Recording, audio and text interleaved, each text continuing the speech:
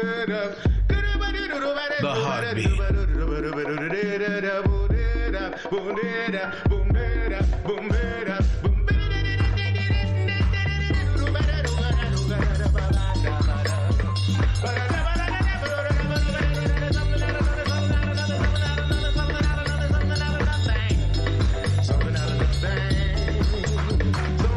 Imagine coming from a place that taught the whole world how to make something out of nothing. It's only nothing if you weren't paying attention, because you can't make something from nothing. Simply because nothing doesn't exist, you see. What was there in the beginning is still there now. Listen, and you can hear it.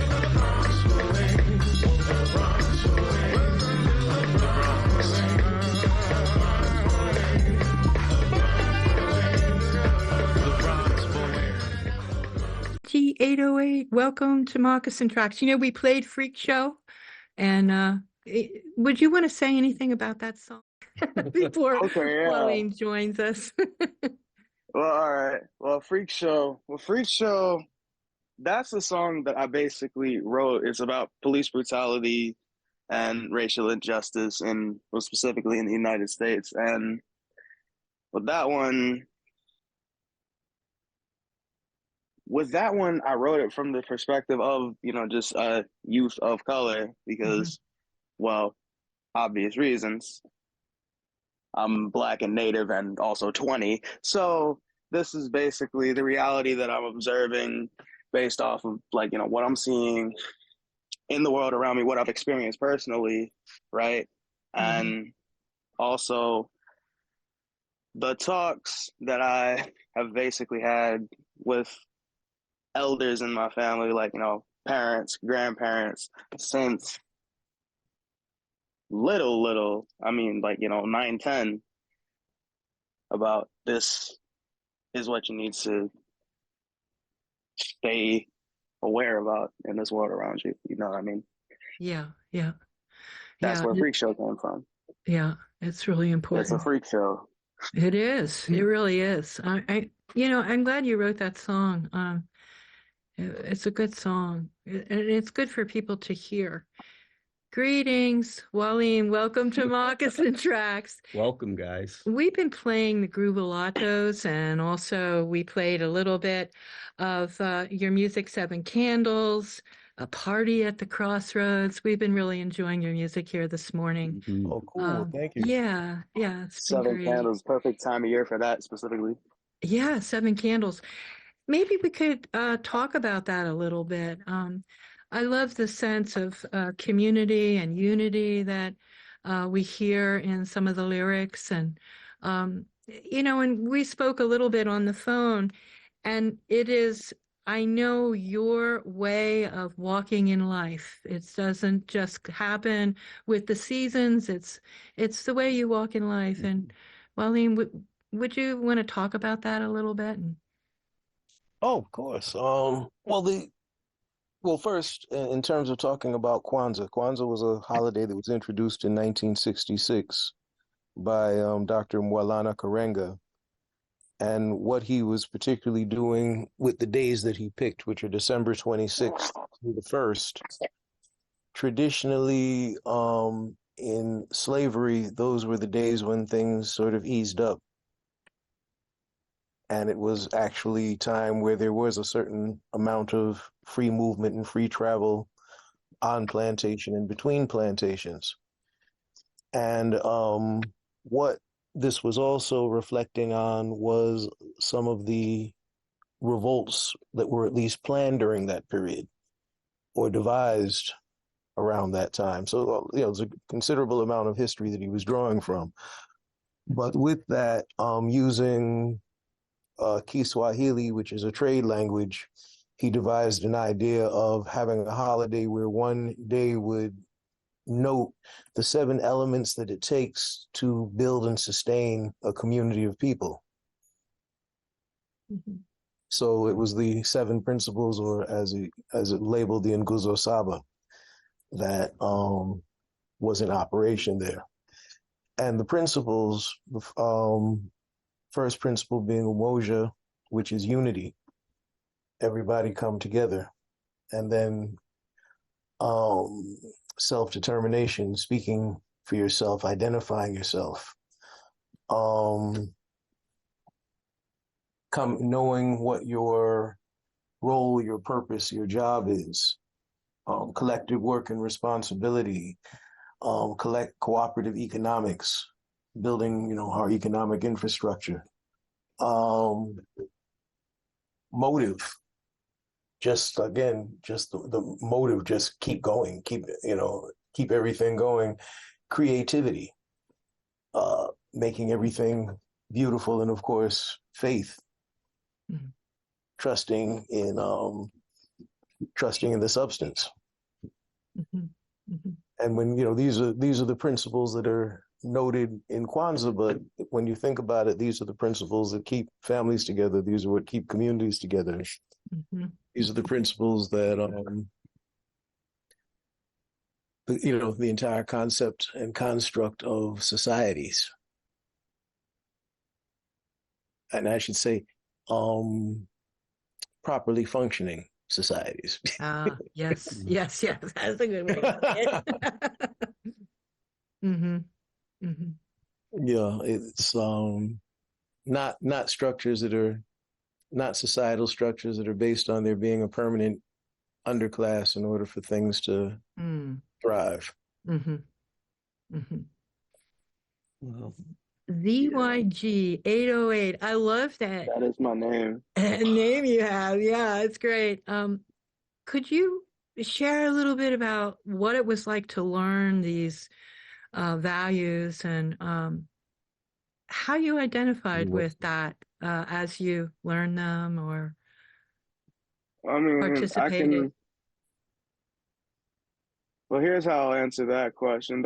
Those in some way or another were just values that I was raised with and raised in, especially the collective, the creativity and the collective work and responsibility and the purpose are all just things that they're just values that my family in general upholds in terms of, we have a family business, the studio that we have, and we're father and son collaborating on art, music, and business stuff. So that ends up just automatically playing into our day to day. Yeah. I love the creativity of all those values and bringing it together in music and expressing that so that people can hear it and hopefully absorb it in a way that they can use it as well in their life ways. That's the idea. Yeah, it's a beautiful thing. I read your bio from what you posted on the Spotify, Mwalim, and you have come from, jazz, rock, hip hop, Afrobeat, house music. I mean, it's just hard to describe. And when we're listening to your music, sometimes I say, yeah, that just feels so retro, that, Always Right There song. And, that those values of like dancing together. Yay. I love that. And thank you for sharing your music with us. I wanted to also make sure that you knew that Rick Hunt is here co-hosting, and Carolyn is here running the board. Just say hi to everybody. And also Gretchen is here sitting in. Hi. Gretchen's going to be a new... How you doing, Gretchen? Gretchen's a musician, and she's going to have a radio show soon, so she's kind of practicing and learning. Awesome. Yeah. So that's kind of our little community family here today. Okay, nice. We love that. Exactly. Here we go. Yes.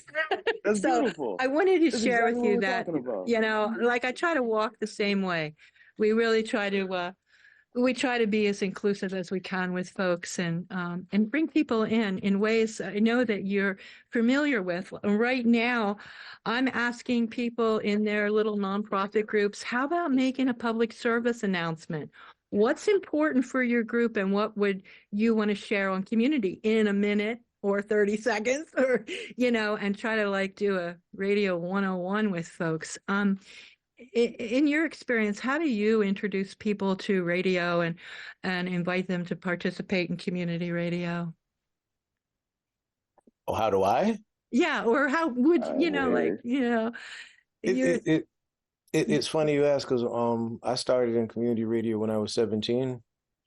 I had a afternoon radio show, and yeah, luckily the FCC didn't shut us down because there were a couple of flubs and mistakes, and I wasn't supposed to play that version of the song, was I? Oh, yeah. So anyway, but no, community radio is it's funny because as everything even now moves over to podcast and streaming, there still needs to be a community radio aspect. Mm-hmm. Because even just the exchanges that happen between the hosts and the DJs off mic contribute to the entire environment and atmosphere. The sharing of the music that takes place. This one might have a folk show, that one might have a blues show, and that one might have a hip hop show. But guess what? We're actually all listening to each other's records. Yeah, right. That was what I came to find, and it was just in terms of college radio and community radio, they're just so key in terms of giving the community a voice and also independent musicians a voice. Yes. And some of these community radio stations are smart by moving online too, because I have a show on WOMR over here in Provincetown. Well, it's based out of Provincetown, the station. Every Sunday night into Monday morning at midnight, starting from midnight to 2 a.m. It's the Thumpin' Soul Clap. But I play a lot of independent music that people just send me on there, and the online radio thing is actually quite a resource because they also started incorporating social media into the thing. So we need to see more of that. But that's yeah. It gives you a much larger reach yourself too. Like people can access your show that wouldn't have otherwise turned into it on that platform. But I was sharing a little bit earlier with Deb while listening to your music. I grew up down in southern New England near Dartmouth, Mass, Rhode Island. I'm so sorry. And no, I grew up, around that radio station, that and WRIU. Where I got to listen to reggae showcase every Sunday. The children's show. I mean, they were staples, and we always could know that resource was there. But you always felt like you met people in the world that were rooted within their communities, but that the fact that you mentioned we can reach that larger platform because people are not hearing the songs. When she played me the track before the program began of yours, I'm like, this is the sound that, you hear on the radio that people want to hear, but they're not hearing the words or the realities. And I just wanted to add that having that relationship with your father, having that relationship with your community and your roots, it really comes across in your music. I would much rather the masses be hearing that, in terms of production with the beats and the new grooves. And I hope that this larger platform, can bring access to that the way it needs to be heard. The youth need to hear their voice being represented, and you represented it so well. Absolutely. Thank you. Yeah. Thanks, Gretchen. Ooh, we love her too. Yeah. So you also, Mwalim, are a playwright and author and professor. Your writing, is it creative writing that you're teaching as well, and communications? Creative writing and digital filmmaking, and I teach a fun class called Guerrilla Filmmaking, how to make movies with your phone. Right, that's terrific. Wow, cool. And, how to use your phone and how to use open source editing software. Okay, yeah. But you can actually get professional results that way, and it's all hail the iPhone 8. Oh hell, the iPhone 8. That's not a joke. Well, no, the androids, the new androids are getting some really good visual also. They are, because my friend actually, they snapped some pictures of me one time. They have the Android, and they came out really well. Plus we have to be nice because our manager Rhea is a avid Android. She refuses to go iPhone. She's an avid Android user. And a lot of our video content is Android because she's the one in the audience getting it. So we got to shout out. We got to shout out the Android. We got to shout out the Android because I was for the longest time, ever since I got my first phone, I was an Android supremacist. Me too. It was like you had the iPhone, but like even we like first opened the studio, I still had a J3 Star from Samsung that I swore by. I remember, and the only reason I switched over was because of the studio when I realized everything is Apple. Everything that in terms of creative application is Apple. See, one of the most frightening mornings I experienced was the time that I got an iPhone, and a little before that I'd gotten an iPad, and I woke up to hear my laptop, iPad, and phone all talking to each other. It was freaky. It was completely freaky. It was we were making robot takeover jokes all weekend up there. It was sort of like my next expectation was to like go down and see them all sitting at the kitchen table just plotting, something like that. It was a very creepy moment. We call that technological commiseration. See, the only reason I switched, that J3 Star just like the charging port just fried. It got fried, so I couldn't charge it. So then it just died. Hey, that rhymed. So, and oh yes, a shout out to Peter Cohen, who when I switched over to the iPhone, posted all over my page, one of us. If we're shouting out Apple supremacists, shout out my friend Daisy. Oh yeah. Who was like. Wouldn't shut up for an entire month about he has a new phone. He has a new phone. These are all but this is it. These are all Apple people who like really rubbed it in when we had to get we got iPhones. We weren't like proud of it. It was I was outwardly complaining. As a matter of fact, I'm like, I hate this thing. Now I'm just like, it's whatever. I'm used to it. It's a tool. Yeah, it's a tool. It is a tool. Mm-hmm. It's just like, now it's just like when my phone starts acting up, I get mad at Tim Cook. It's like, what's wrong with you? But yeah. Oh, that's beautiful. Would you want to share any short stories or any of your writing, Mwalim, that maybe our listeners might be curious about? I know I'm putting you on the spot. I should have asked you via email first. All right, no worries. All right, so I'm going to do a storytelling piece that's in one of my books. All right. This one's in the book of Mixed Medicine Bag. And I'll even tell you the story behind the story. Oh, cool. All right. So once upon a time in a land where there are now golf courses, shopping malls, and condominiums, there were lakes, woods, and swamps. Now, all kinds of animals lived in these lakes, woods, and swamps. One in particular was the turtle. Now, back in this day, turtle looked a lot different than he does now. He looked a lot more like a lizard. In fact, no one and nothing could really tell the difference between a turtle and a lizard except for one animal, and that was the snake. And that was just because turtle was snake's favorite food next to chicken. And since you didn't often find chickens in a swamp, that really just kind of left turtles. Well, there was one thing that a snake couldn't stand, and that was the sound of a drum. Something about it just messed with the snake's inner ear, so when a snake heard a drum, it would slither away.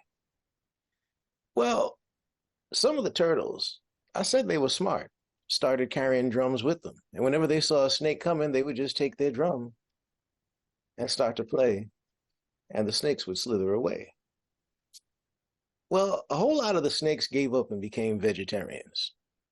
Some of them to eating rodents and insects, which nobody really cared about because, there were too many of them anyway. But some of those snakes, those turtle-hating snakes, decided they were going to get themselves a turtle no matter what. So they came up with this plan where they plugged their ears up with clay. And to this day, you can't see a snake's ears.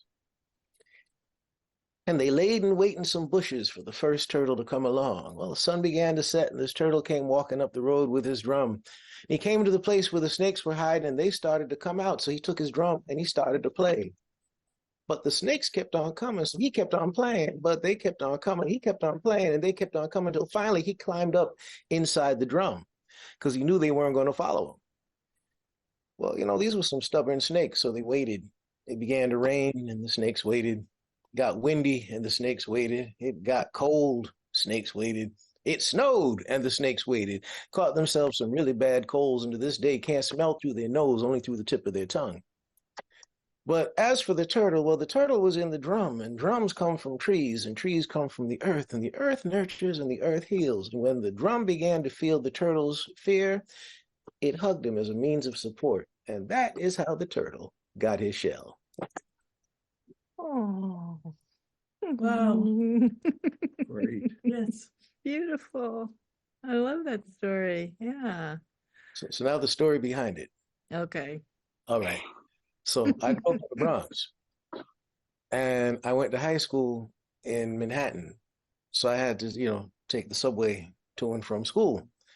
Well, the part of the Bronx I grew up in was a section called Co-op City, which was basically separated from like the rest of the planet almost by I-95.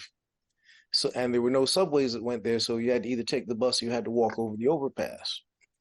Well, one afternoon I decided I was going to chance it with the overpass. You see, the problem with the overpass is invariably you'd get mugged if you went over the overpass. Well, this was my day. So I'm coming to the overpass, and the guy comes up to me and tries to rob me. And, well, I should point out, I played the viola, and I had a viola with me.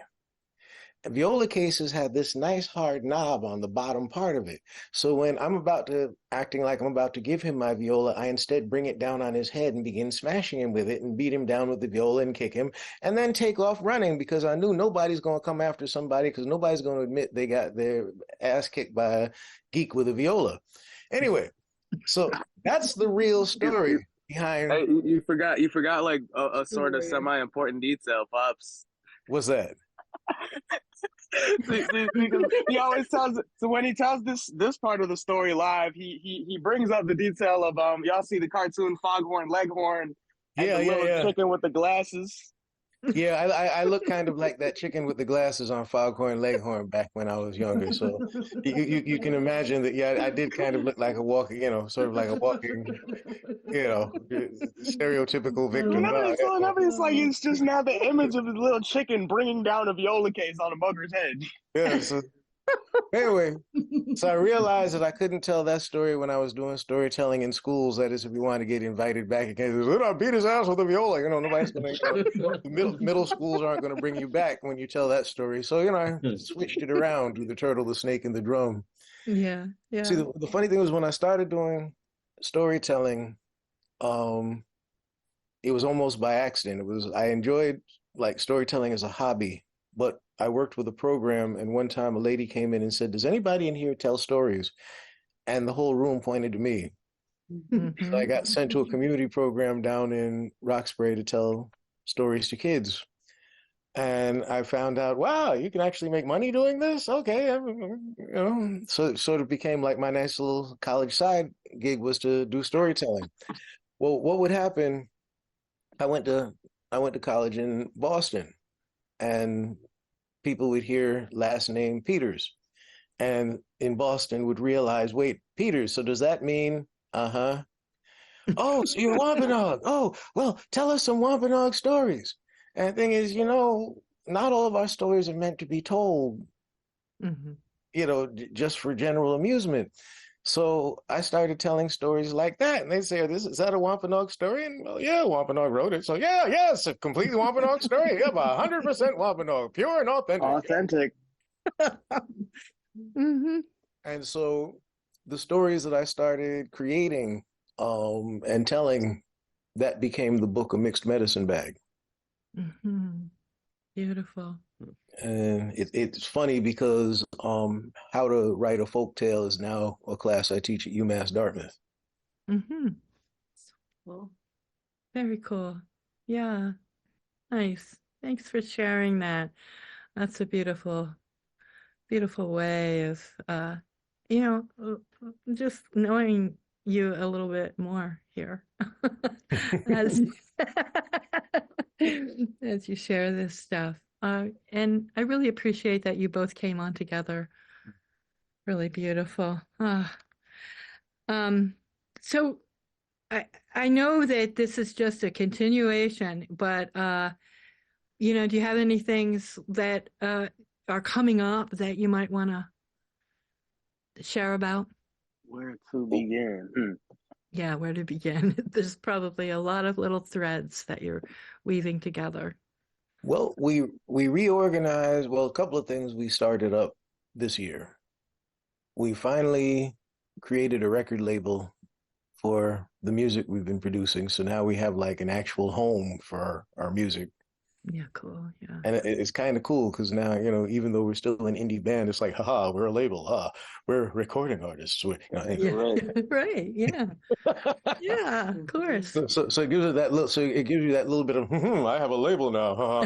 That little bit of swag, but the prestige, the couple degree tilt of the nose, as it were. Yes, exactly, exactly.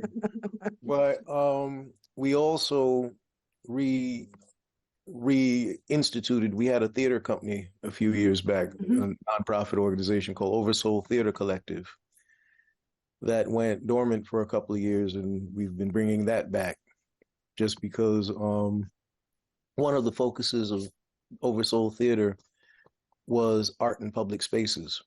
Mm-hmm. And recognizing that you don't need a theater to do theater. Mm-hmm. Theater is actors and an audience that sometimes doesn't know they're an audience, which can be some really fun, really fun theater, invisible theater. But I do that kind of theater with my son. Uh-huh. Oh, there you go. Basis. There you go. Trying to teach the differentiation between where we make our stage, and where this is a place of business. Yeah. We have to follow certain guidelines. Like the Price Chopper is not necessarily our audience. But sometimes they can be. Hey, that's like if you've specifically written your project around. I remember back in 2019, we had a piece where it's like at the front there's music, and then the theater is kind of happening around you. Yeah, remember the soul session. In fact, that was really funny because the reviewer from the newspaper came to the production and sat on the couch that was facing the band, which meant that he basically missed the entire play. He only experienced one piece of the play because the entire play was taking place in the bar.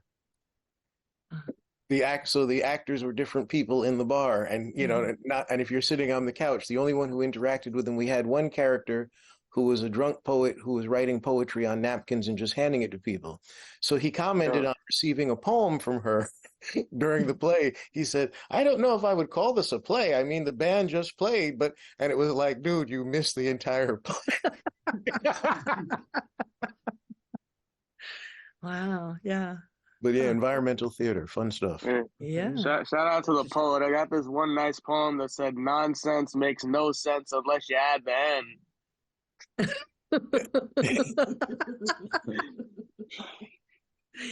All right. Yeah. Oh, that's beautiful. We got new music after the new year. Yeah. Some new music coming out. Yeah. Well, one of the fun pieces of being a musician and a playwright and having been in the music industry for all these years is that you realize it's all theater. So yeah, that's true. Yeah. If you have a band is really just a Bible for a TV series, which means you can have another band because you can have another actor who's in another show, right? So what happened was we have the Groovalottos, and the Groovalottos have a soul funk, more organic, natural instrument brand. But then our electronic dance music freak sides all come out. I've been sneaking into house music clubs since I was 16. Shout out to the Paradise Garage. But he's bopping his head already. He's got a song in his head already. And Zig Zig grew up with the generation, the electronica side of hip hop and Afro beats and rare groove type. Well, rare groove is something we all kind of gravitate towards. And breakbeat. And we have a cousin, Asa, who also does EDM, but he's a flautist and a saxophonist. So we all started. Yeah, the bass player as well. And we all just started jamming and putting bits and pieces of our stuff together. And we ended up with a project called Wompronica. Nice. All right. Wow. So we have a single coming out called Paradise. So I sent it to you actually, or Paradise Over Peace. We played that earlier. Yeah. So Wompronica. So it's funny because one of the things where it was like, yeah, let's go ahead and do it. We had groups like a tribe called, well, now they're called Hallucination. But we had a tribe called Red doing this stuff with EDM. It's like, well, heck, we can do EDM too, and we're native. Shoot, so we'll do our EDM. Right. Yeah. And we're East Coast, so that means that we have a whole lot more to work with. Ha ha ha ha ha ha. I'm sorry, that was low grade shade, wasn't it? Anyway, no. I didn't say anything. I don't know English actually, as a matter of fact. Well, I appreciate you guys, and we enjoy playing your music, and I look forward to more. So, also watch out for my new single Projectile and his new single Noonday Sun. All right.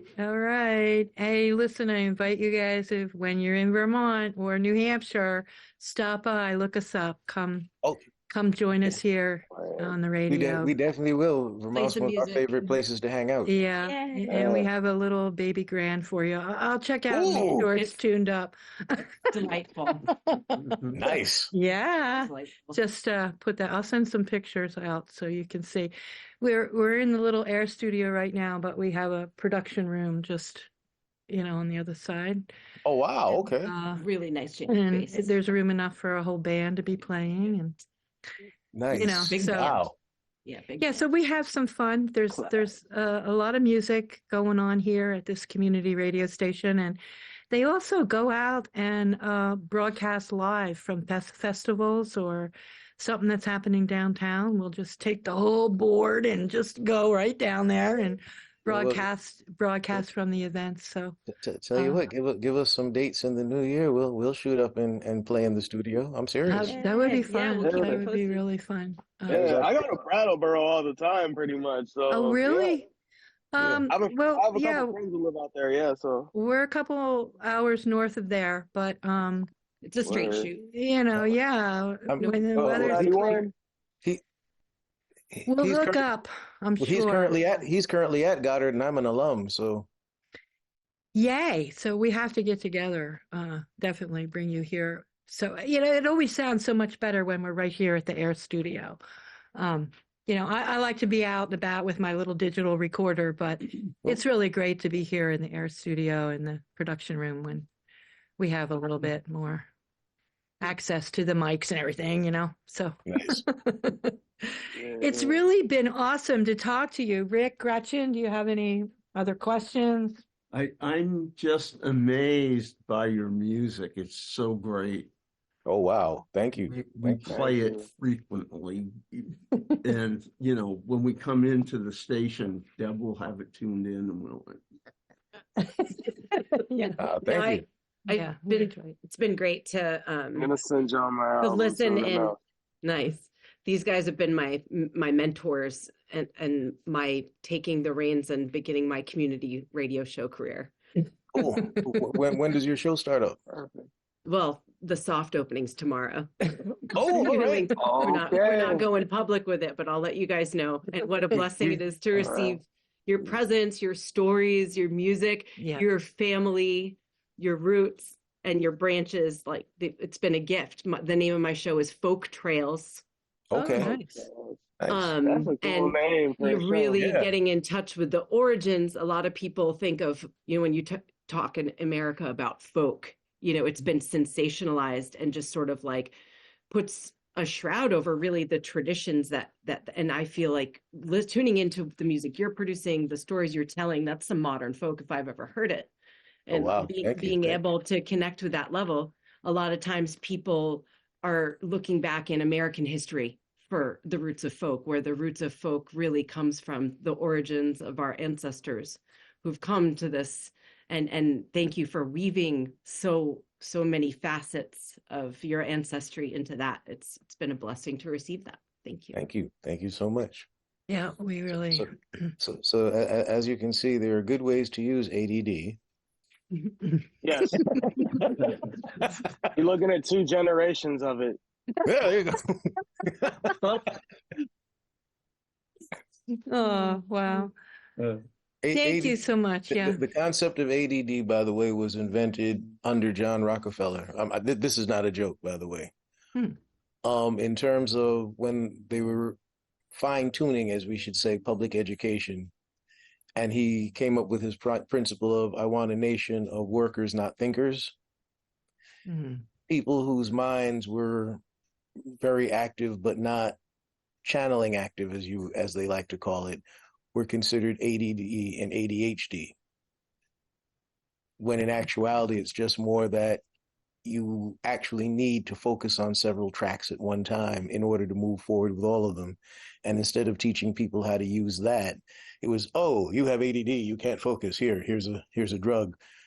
When really what it is, okay, here's a slight distraction. Here's the information. Here's the companion information to that information. If I give it all to you and tell you what it's supposed to look like at the end, you'll find your way. That's really how ADD works.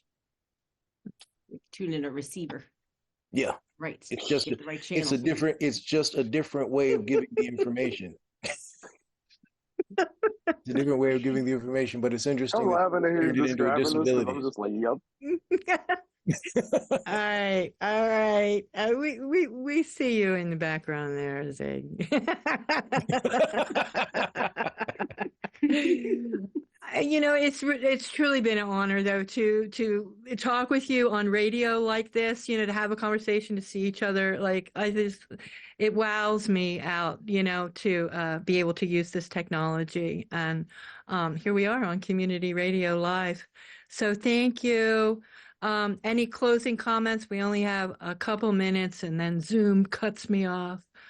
Well, thank you so much for supporting our music, playing it up in the North. We appreciate you. And putting it out in Indian country for us. Yeah.